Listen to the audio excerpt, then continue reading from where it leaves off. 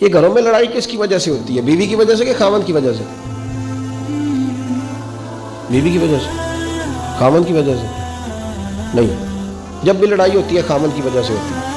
ابھی کھول پورا اللہ پہلے ناراض ہو گئے۔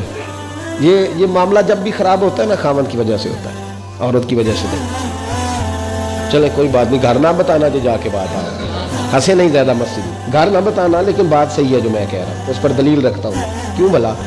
اس لیے کہ عورت کی تو عقل آدھی ہے، وہ تو کرے گی بیوقوفوں جیسی بات، تو آپ کی تو پوری ہے نا۔ تو سمیٹنا کس نے تھا؟ بات کو سمیٹنا کس نے تھا؟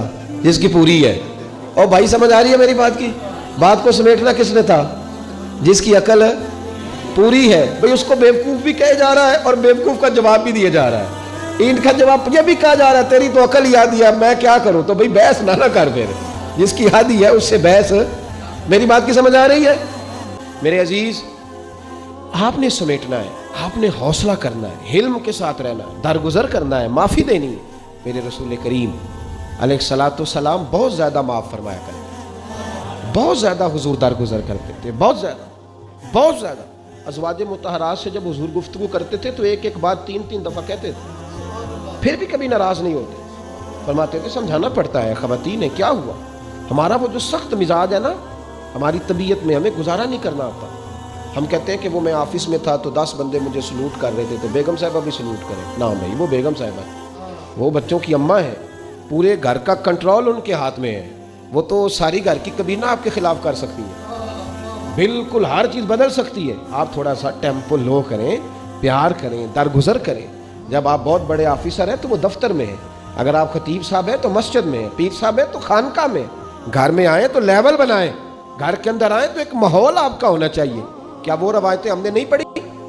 کیا وہ چیزیں ہمارے سامنے نہیں کہ صاحب طبقات نے لکھا ہے؟ سیدہ عائشہ صدیقہ رضی اللہ تعالیٰ عنہ فرماتی ہیں حضور گھر آئے تو میری طبیعت ٹھیک نہیں تھی، میں کچھ علیل تھی، سر میں کچھ تکلیف تھی، تو جناب عائشہ صدیقہ رضی اللہ تعالیٰ عنہ کہتی ہیں حضور نے کھانا کھانا تھا، ذرا یہ بھی سنت کبھی ادا کر کے دیکھو۔ کہتے محبوب کریم علیہ السلام فرمانے لگے عائشہ میں تجھے آٹا گوندھ دیتا ہوں، تو مجھے روٹی پکا دے۔ میں آٹا گوندھ دیتا ہوں، تو مجھے، یہ بھی سنت ہے، صرف میٹھا کھانا سنت نہیں۔ کبھی کبھی گھر کے اندر جا کے اپنے گھر کا خود کام کر لینا، جوتے گانٹ لینا، کپڑے پھٹے ہوں تو سی لینا، گھر میں جھاڑو دے لینا، برتن دھو لینا، یہ بھی میرے نبی کا طریقہ ہے۔ لیکن ہماری طبیعتوں کی سختی نے بہت ساری چیزیں توڑ تو دی ہیں لیکن جوڑی نہیں ہے۔ ہم وہ کہتے ہیں میرا لیول، ماں بدولت کو یہ کہا، مجھے کہہ گیا کوئی۔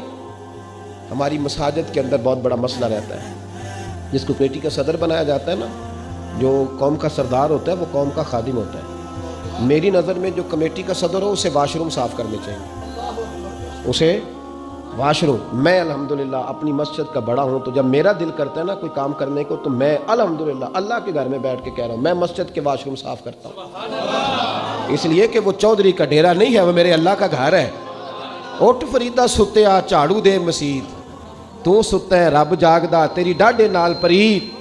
اور میرے صاحب رحمۃ اللہ علیہ فرمایا کرتے تھے جب بڑا دل کرے نا سکون حاصل کرنے کو تو مسجد کے باتھ روم صاف کیا کرو۔